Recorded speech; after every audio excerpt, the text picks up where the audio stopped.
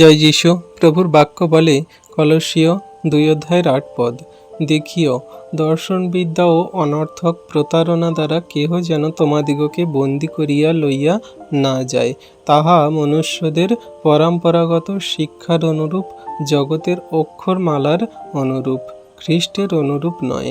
বিশ্বাসী সন্তানরা, এটা আমাদের জন্য খুব একটা সুন্দর বাক্য।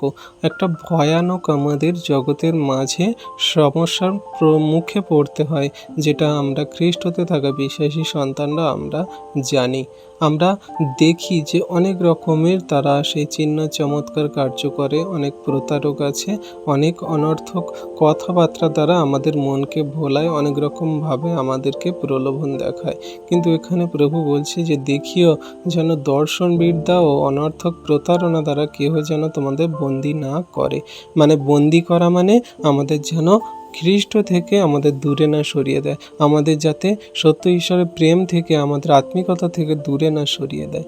কারণ জগতের মাঝে আমরা জানি মনুষ্যদের সেই পরম্পরা, যেটা আমাদের পুরনো দিনের জগতের সেই মানুষরা করে আসতো বা যে করে আসছে এখনো পর্যন্ত, শিক্ষামালার অনুরূপ তারা যে সমস্ত পুরানো রীতিনীতির শিক্ষায় চলে, সেটা সম্পূর্ণ খ্রিস্টের শিক্ষার বাইরে, সেটা জগতের, তার কোনো রকম মানে হয় না, তার কোনো রকম যুক্তি নেই, কোনো রকম সঠিক নয়।